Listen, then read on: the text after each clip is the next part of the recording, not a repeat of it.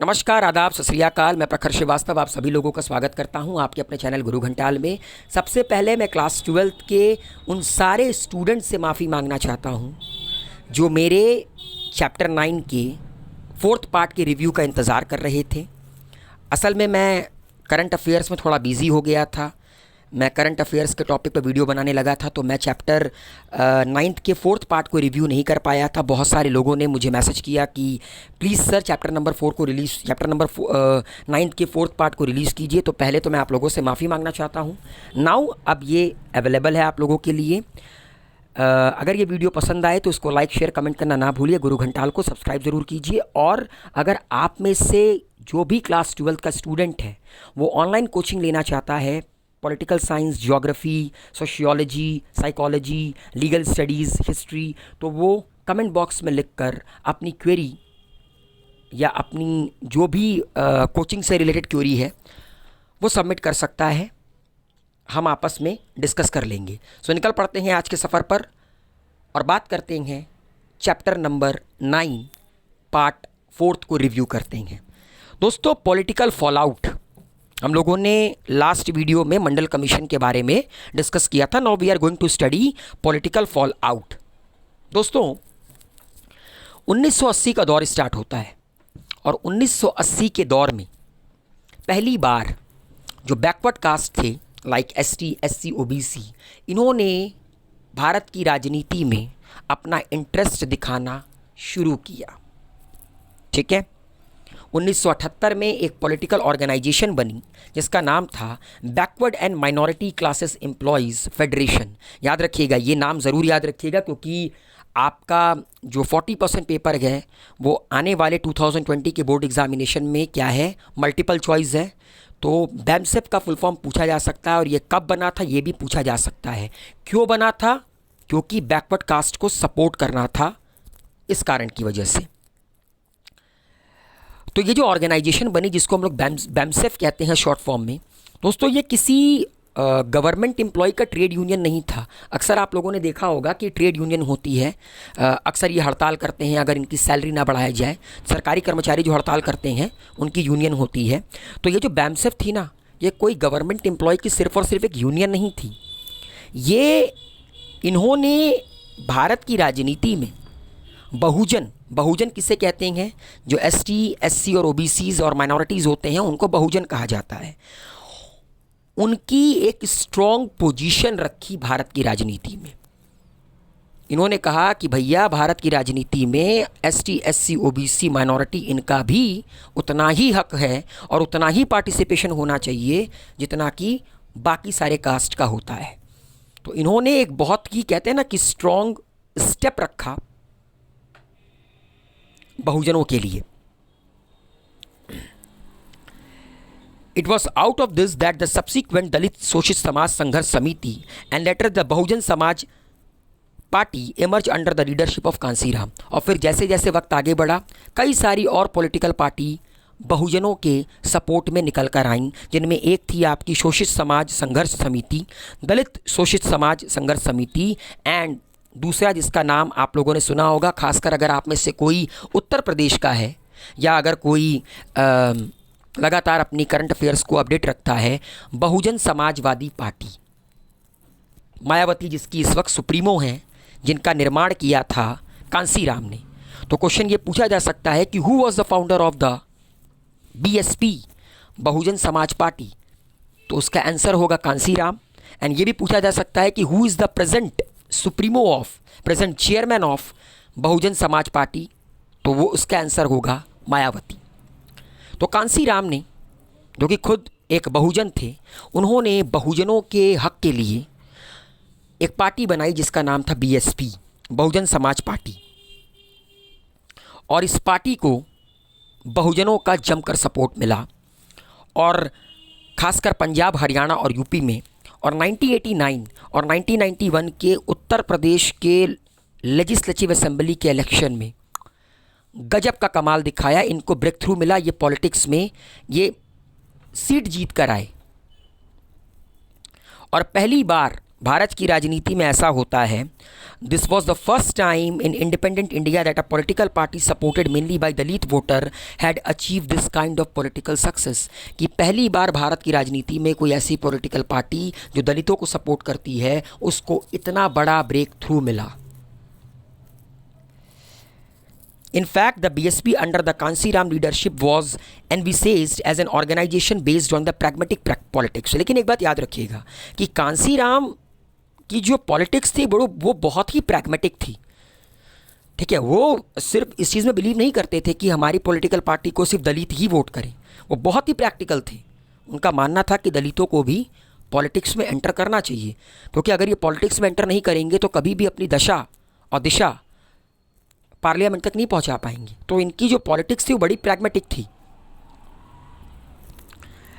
क्योंकि इनको ये कॉन्फिडेंस था कि भारत की एक बहुत बड़ी मेजॉरिटी ऑफ पॉपुलेशन बहुजनों की है, ST, SC, OBCs and minorities की है, और डेमोक्रेसी में, जमहूरियत में सबका बराबर का हक होता है, पॉलिटिक्स में या हर फैक्टर में।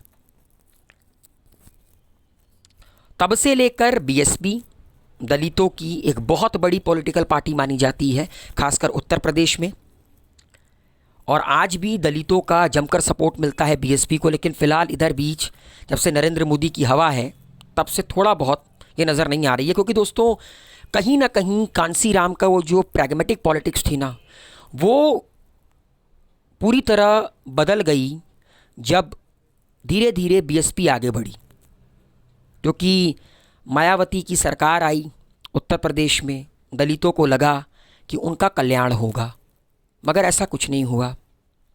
ठीक है, नरेंद्र मोदी की सरकार आई, क्योंकि नरेंद्र मोदी अगर भारत के आज प्रधानमंत्री बनेंगे तो वो गुजरात मॉडल पे बने हैं, क्योंकि उन्होंने गुजरात को डेवलप किया। गुजरात आज भारत का one of the most developed state है। ठीक है, टॉप 3 में उसकी गिनती होती है। तो नरेंद्र मोदी को अगर भारत का प्रधानमंत्री बनाया गया, अगर इतना बड़ा जनादेश 130 करोड़ लोगों ने नरेंद्र मोदी को सपोर्ट किया only because of the on the model of development. अब एक बात याद रखिएगा, भारत की राजनीति किसी कास्ट के बेसिस पे अब होती ही नहीं है। होती थी आज से 10 साल पहले, अब नहीं।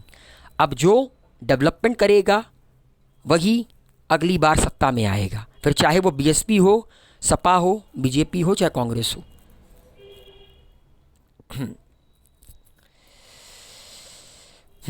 In many parts of India, Dalit politics and OBC politics have developed independently and often in competition with each other. लेकिन जैसे जैसे वक्त आगे बढ़ा, जहाँ पर बहुजन समाजवादी पहले SC, ST बहुजनों के हित की बात करती थी, ST, SC, OBC and minority, Bharat में एक और पॉलिटिकल पार्टी निकल कर आई स्टेट लेवल पर जिसका नाम था समाजवादी पार्टी, और ये उत्तर प्रदेश में निकल कर आई, जिनको सपोर्ट मिला OBCs का।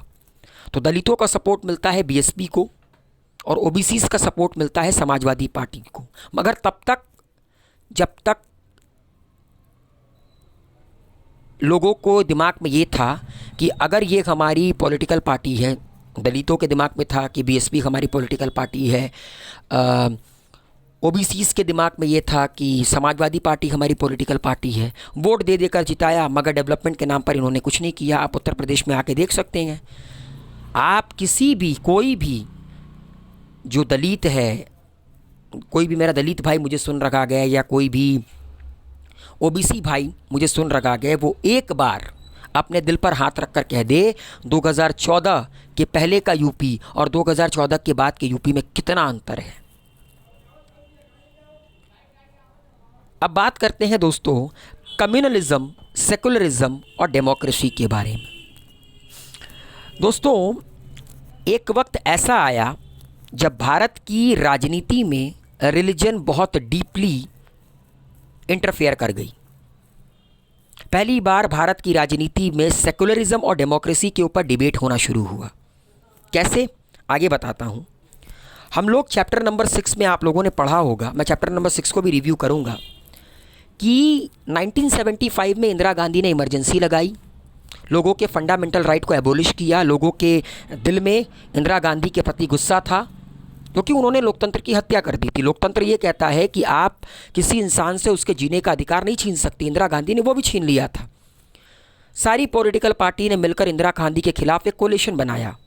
1977 में इलेक्शन हुआ, इंदिरा गांधी इलेक्शन हार गई और जनता पार्टी, जिसको कई सारी पॉलिटिकल पार्टी का सपोर्ट था क्योंकि सब मिलकर इंदिरा गांधी को एक सबक सिखाना चाहते थे, उनकी सरकार बनी, मगर सरकार 2 साल में गिर गई। 1977 में सरकार बनी, 1979 में सरकार गिर गई, 1980 में इलेक्शन होता है, इंदिरा गांधी फिर एक बहुत बड़ी जीत लेकर भारत में वापस आती हैं।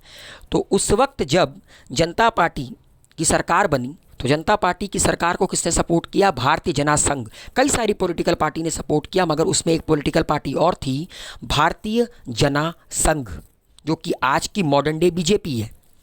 ठीक है। लेकिन बाद में जब 1980 में, जब 1979 में जनता पार्टी की सरकार गिरी और 1980 में इंदिरा गांधी फिर मेजॉरिटी सीटों के साथ भारत की प्रधानमंत्री बनी, बीजेपी ने अपने रास्ते अलग कर लिए, भारतीय जनसंघ ने अपने रास्ते अलग कर दिए और 1980 में ये बीजेपी बनकर उभरी। ठीक है। और इन्होंने अपनी आइडियोलॉजी को बदला, इन्होंने गांधीयन सोशलिज्म की आइडियोलॉजी को अडॉप्ट किया, जो गांधी जी का सोशलिज्म था उसकी आइडियोलॉजी को अडॉप्ट किया। लेकिन इनको इस आइडियोलॉजी से 1980 के इलेक्शन में कोई सीट नहीं मिली, 1984 के इलेक्शन में 2 सीटें मिली। फिर कुछ ऐसा होता है कि बीजेपी के हाथ लगता है तुरुप का इक्का। होता क्या है कि बीजेपी 1986 के बाद बीजेपी ने अपनी आइडियोलॉजी को बदलते हुए हिंदुत्व की आइडियोलॉजी को अपना लिया। मतलब कि कहते हैं ना, हिंदुज़म की आइडियोलॉजी को, हिंदुत्व की आइडियोलॉजी को बीजेपी ने अडॉप्ट कर लिया। और आज तक अगर देखा जाए तो बीजेपी की जो आइडियोलॉजी है वो हिंदुत्व की आइडियोलॉजी है। ये एक सवाल आपसे पूछ सकता है कि ये जो हिंदुत्व टर्म है इसको किसने कॉइंड किया था? इसका आंसर है वीडी सावरकर, विनायक दामोदर सावरकर। ये आपको लिखा गया है कि जो हिंदुत्व होता है उसका मतलब होता है हिंदूनेस, और इसको कॉइंड किया था वीडी सावरकर ने। ठीक है। इसका बेसिकली मतलब क्या होता है? It basically mean that to be the member of the Indian nation, everyone must not only accept India as their fatherland, but also their holy land. ठीक है, कि अगर कोई भी भारत का नागरिक है तो वो भारत की सरजमी को सिर्फ और सिर्फ एज अ पितृभूमि के रूप में नहीं, मातृभूमि के रूप में भी अडॉप्ट करेगा। और हिंदुत्व के जो बिलीवर्स थे उनका मानना था कि एक स्ट्रॉन्ग नेशन आप तभी बना सकते हो जब आपके पास एक स्ट्रॉन्ग और यूनाइटेड कल्चर हो, और वो कल्चर सिर्फ और सिर्फ हिंदुत्व का ही हो सकता है। ठीक है। और 2 बड़े बड़े डेवलपमेंट होते हैं 1986 के बाद, जो कि बीजेपी के लिए तुरुप के इक्के का काम करते हैं। और बीजेपी कांग्रेस को हराती हुई आज कांग्रेस का नामो निशान बीजेपी ने मिटा दिया है। नामो निशान क्या मतलब, आप ये कह सकते हैं कि कांग्रेस जैसी पॉलिटिकल पार्टी जिसके पास 100 साल से भी पुराना का तजुर्बा हो, वो आज भारत के गिने चुने स्टेट में सिमट कर रह गई है। वो 2 डेवलपमेंट क्या हुए 1986 के बाद जिसने, जो बीजेपी के लिए तुरुप का इक्का बनी? सबसे पहला 1985 में केस हुआ, शाह बानो केस। ये बहुत इंपॉर्टेंट केस है। इस केस के बिना भारत की राजनीति, भारत का इतिहास अधूरा है। होता क्या है, शाह बानो एक 62 साल की महिला, मुस्लिम महिला, जिनको उनके पति के द्वारा 62 साल की उम्र में डिवोर्स दे दिया जाता है। ठीक है। वो क्लेम करती हैं सुप्रीम कोर्ट में कि मैं 62 साल की महिला हूँ, मेरे पति ने मुझे इस उम्र में डिवोर्स दे दिया है, अब मेरा मेंटेनेंस कौन उठाएगा? क्योंकि याद रखिएगा, मुस्लिम कम्युनिटी में इद्दत की रकम सिर्फ 3 महीने तक अदा की जाती है, उसके बाद नहीं अदा की जाती है। ये पहले की बात बता रहा हूँ। हो सकता है कि मैं यहाँ पर थोड़ा मिसअंडरस्टैंड हो रहा हूँ, मगर इद्दत की रकम होती है इतना मुझे पता है। तो ये सुप्रीम कोर्ट में जाती हैं और कहती हैं कि मैं 62 साल की महिला, मैं एक बुज़ुर्ग महिला हूँ, मेरे पति ने मुझे इस उम्र में तलाक दे दिया है, मेरी मेंटेनेंस मुझे कहाँ से मिलेगी? सुप्रीम कोर्ट शाह बानो के फेवर में यह फैसला सुनाती है और मेंटेनेंस देने को कहती है शाह बानो के पति को।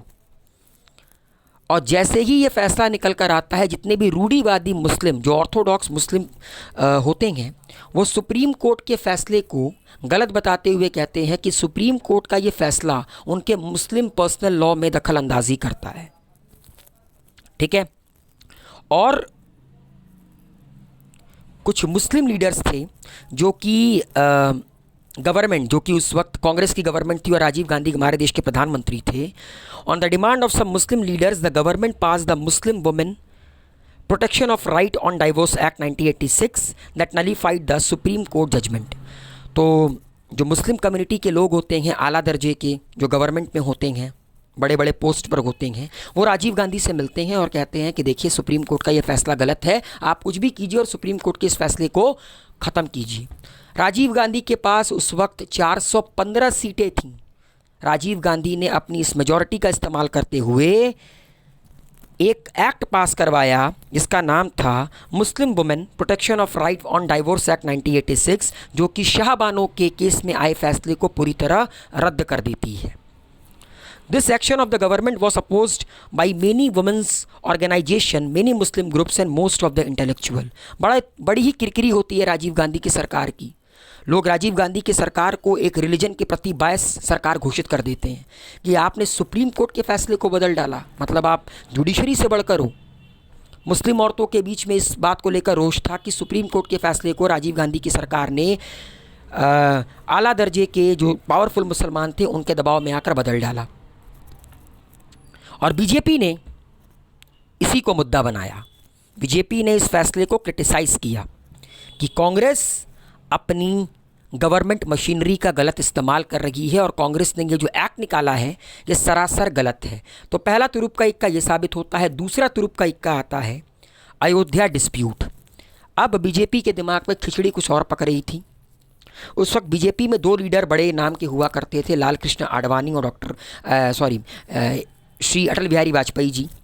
होता क्या है कि ये बाबरी मस्जिद का मुद्दा बहुत पुराना है, आप लोग जानते हैं। हिंदू कहते हैं कि वहाँ पर रामलला जन्मभूमि थी, भगवान राम वहाँ पैदा हुए थे। मुस्लिम कहते हैं कि नहीं, वहाँ पर बाबरी मस्जिद है। ठीक है। अब तो फैसला हो चुका है, 5 अगस्त 2020 को भूमि पूजन भी हो गया है और अब वो जो पर्टिकुलर जगह है जहाँ पर बाबरी मस्जिद थी वो हिंदुओं को अलॉट कर दी गई है और मुसलमानों को 5 एकड़ ज़मीन अलग अलॉट कर दी गई है मस्जिद बनाने के लिए। और मंदिर और मस्जिद दोनों का निर्माण कार्य लगभग शुरू हो चुका है। तो 1986 में एक और डेवलपमेंट होता है। फैजाबाद हाई कोर्ट, जो कि अयोध्या जो डिस्ट्रिक्ट है वो फैजाबाद डिस्ट्रिक्ट कोर्ट के अंडर में आता है। सॉरी, मैंने फैजाबाद हाई कोर्ट बोल दिया। यूपी में सिर्फ एक ही हाई कोर्ट है, इलाहाबाद में। फैजाबाद डिस्ट्रिक्ट कोर्ट ने 1986 में फरवरी में एक फ़ैसला दिया। कोर्ट ने कहा कि बाबरी मस्जिद का जो प्रेमाइसेस है उसका ताला खोल दिया जाए और हिंदुओं को पूजा अर्चना करने का उनकी परमिशन दी जाए हिंदुओं को। ठीक है। क्योंकि एज़ यूजुअल आप लोगों को पता है कि बाबरी मस्जिद डिस्प्यूटेड था, इसीलिए सरकार ने बंद करवा दिया था क्योंकि हिंदू और मुस्लिम इसको लेकर लड़ रहे थे।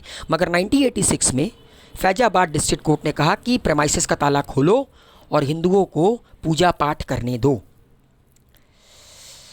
माना यह जाता है दोस्तों कि बाबरी मस्जिद को बाबर, जो कि पहला मुगल एम्परर था, उसके सिपह सालार मीर बाकी ने बनवाया था 16वीं शताब्दी में। ठीक है। क्योंकि 1526 से लेकर 1530 तक बाबर हिंदुस्तान में रहा। सिर्फ 4 साल बाबर हिंदुस्तान में रहा, उसके बाद उसकी मृत्यु हो गई थी। ठीक है। तो जैसा कि मैंने बताया, हिंदू मानते हैं कि नहीं, यहाँ पर रामलला जन्म लिए थे। मुसलमान कहते हैं नहीं, ये हमारी बाबरी मस्जिद है। तो इसको लेकर मुद्दा था। ठीक है। और 1940 तक ये मुद्दा, अंग्रेज़ों ने इस मुद्दे को बड़ी हवा दी और 1940 तक ये मुद्दा वॉयलेंट रूप पकड़ने लगा। ठीक है। एंड 1940s के दौर में जब अंग्रेज़ थे तो इन्होंने यहाँ पर ताला मरवा दिया, कहा कि नहीं, ना कोई यहाँ पे नमाज पढ़ेगा और ना ही यहाँ पर पूजा होगी। और मैटर कोर्ट में था। जैसे ही फैजाबाद कोर्ट का फैसला आता है, अब देखिए मैं आपको ना यहाँ पे पॉलिटिक्स बताता हूँ। एक तरफ राजीव गांधी ने शाहबानो केस के फैसले को पलटकर मुस्लिमों के सपोर्ट को गेन कर लिया और दूसरी तरफ अब अगला राजीव गांधी की सरकार क्या थी कि यार हिंदुओं का सपोर्ट भी पाना है। फैजाबाद कोर्ट के फैसले के 2 घंटे के भीतर भीतर खुद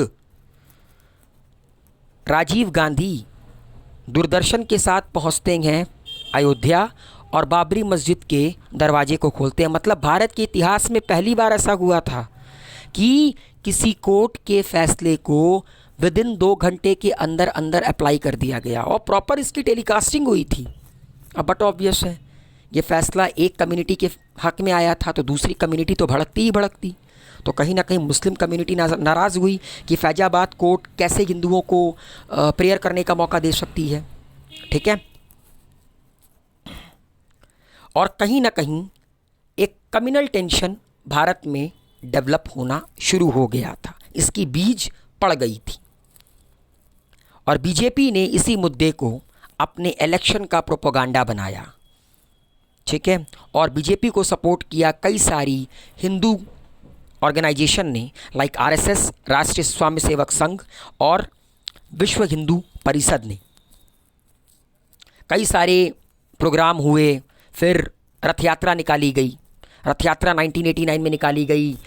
सोमनाथ से पूरा का पूरा गुजरात, यूपी, बिहार, यूपी होते हुए आपकी अयोध्या की, और और ये जो पूरी की पूरी रथ यात्रा थी इसको लीड कर रहे थे लाल कृष्ण आडवाणी। ये रथ यात्रा जहाँ जहाँ से गुजरती वहाँ वहाँ से लोग इसके पीछे हो लेते कि और नारे लगाते, राम लला हम आएंगे, मंदिर वहीं बनाएंगे। क्योंकि बीजेपी ने इसको इलेक्शन का मुद्दा बना लिया था कि भाई राम लला हम आएंगे, मंदिर वहीं बनाएंगे, जहाँ राम का जन्म हुआ था मंदिर वहीं बनाएंगे। ठीक है, तो रथ यात्रा स्टार्ट होती है। याद रखिएगा, रथ यात्रा पूछी जा सकती है, रथ यात्रा कहाँ से कहाँ तक थी। सोमनाथ, जो कि गुजरात में है, सोमनाथ के मंदिर का नाम आप लोगों ने सुना होगा। ठीक है, सोमनाथ से लेकर आपका अयोध्या यूपी तक। बीच में दोस्तों कई सारे डिस्प्यूट भी हुए। ठीक है, बीच में बिहार में उस वक्त लालू प्रसाद यादव की सरकार थी, लाल कृष्ण आडवाणी को गिरफ्तार कर लिया जाता है, उनकी रथ यात्रा को रोक दिया जाता है। फिर जैसे ही ये आपका यूपी में आते हैं, उस वक्त आपका मुलायम सिंह की सरकार थी, कार सेवकों के ऊपर गोली चलवा दी जाती है। ठीक है, और फिर लाल कृष्ण आडवाणी को भी यहाँ पर गिरफ्तार किया जाता है। दिन आता है दिसंबर 1992 का, और वो दिन आता है 6 दिसंबर 1992 का। ठीक है, रथ यात्रा ये बोलकर स्टार्ट की गई थी कि हम वहाँ पर कार सेवा करने जा रहे हैं, हम जो डिस्प्यूटेड स्ट्रक्चर है उसके साथ किसी भी तरह का छेड़छाड़ नहीं करेंगे। और उस वक्त यूपी में बीजेपी की सरकार आ गई थी। मतलब 1991 में मुलायम सिंह की सरकार थी, 1992 में 6 दिसंबर 1992 में उस वक्त बीजेपी की सरकार थी और चीफ मिनिस्टर थे कल्याण सिंह। तो कार सेवकों ने ये कहा कि हम सिर्फ वहाँ पर जाएंगे और कार सेवा करेंगे। मगर वहाँ पर जाकर मंज़र कुछ ऐसा होता है कि कार सेवा को छोड़कर बाबरी मस्जिद के टॉप पर चढ़ जाते हैं, ये जो आपको स्क्रीन पर नज़र आ रही है, और बाबरी मस्जिद के ढांचे को गिराना शुरू कर देते हैं 6 दिसंबर 1992 को। और एक एक कर जो 3 आपके टॉम्ब थे वो बैक टू बैक डिमोलिश कर देते हैं। और दोस्तों जैसे ही ये डिमोलिशन होता है, बट ऑब्वियस है आपने एक कम्युनिटी के सेंटिमेंट को हर्ट किया है, पूरे भारत में दंगे स्टार्ट होते हैं। 1993 का मुंबई का बॉम्ब ब्लास्ट आपको याद होगा, जो दाऊद इब्राहिम ने करवाया था, टाइगर मेमन, वो भी इसी का बदला था हिंदुओं के प्रति। तो पूरे के पूरे भारत में दंगे स्टार्ट हो जाते हैं। अब कुछ चेंजेस आते हैं, जैसे ही बाबरी मस्जिद गिराई जाती है, कुछ चेंजेस आते हैं राजनीति में, भारत की पॉलिटिक्स में। ये क्वेश्चन अक्सर पूछा जाता है। पहला, जैसे ही बाबरी मस्जिद गिराई जाती है अयोध्या में, सबसे पहले 6 बजे बाबरी मस्जिद गिराई जाती है, 7 बजे कल्याण सिंह अपना रेजिग्नेशन दे देते हैं।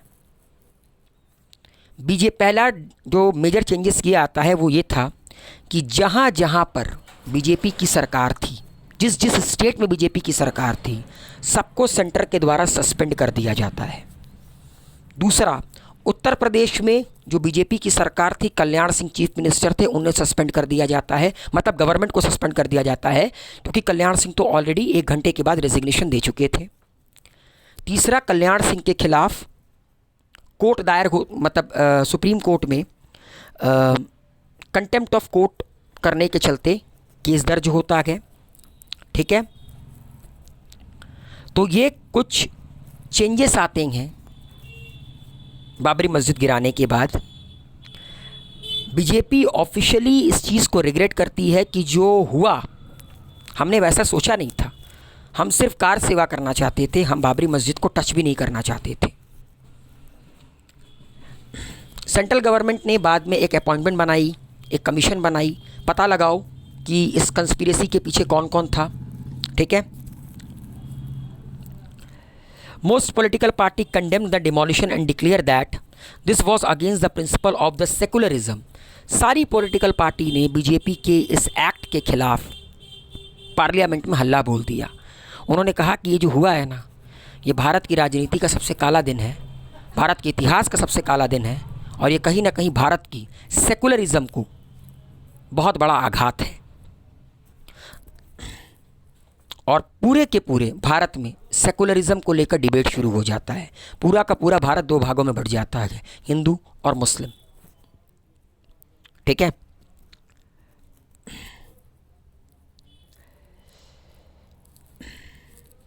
and during this time there has also been a debate about using religious sentiment for electoral purposes।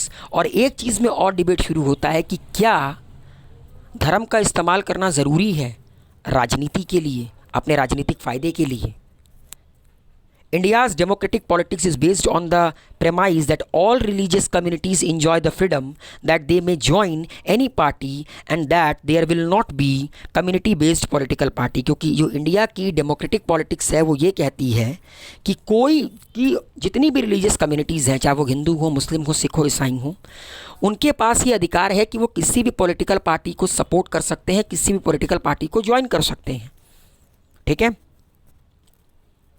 ताकि कोई भी कम्युनल या कम्युनिटी बेस्ड पॉलिटिकल पार्टी ना हो, कि कोई पॉलिटिकल पार्टी कहे कि नहीं, हम सिर्फ और सिर्फ हिंदुओं के हित की बात करेंगे, कल को हमारी सरकार बनेगी तो हम मुसलमानों के हित की बात नहीं करेंगे, या कोई पॉलिटिकल पार्टी ये कहे कि हम सिर्फ मुसलमानों को सपोर्ट करेंगे, हमारा हिंदुओं से लेना देना नहीं है। भारत की राजनीति में ऐसा हो ही नहीं सकता। The democratic atmosphere of communal Amity has faced many challenges since 1984। ठीक है, 1984 के बाद भारत की राजनीति में सेकुलरिज्म पे कई सारे सवाल उठे, भारत की डेमोक्रेटिक पॉलिटिक्स पे कई सारे सवाल उठे। ठीक है, एक मुद्दा और है जिसको मैं आपको नेक्स्ट वीडियो में एक्सप्लेन करूँगा। तो उम्मीद है आप लोगों को समझ में आया होगा ये वीडियो। ज़्यादा से ज़्यादा इस वीडियो को लाइक कीजिए, शेयर कीजिए, कमेंट कीजिए, गुरु घंटाल को सब्सक्राइब ज़रूर कीजिए।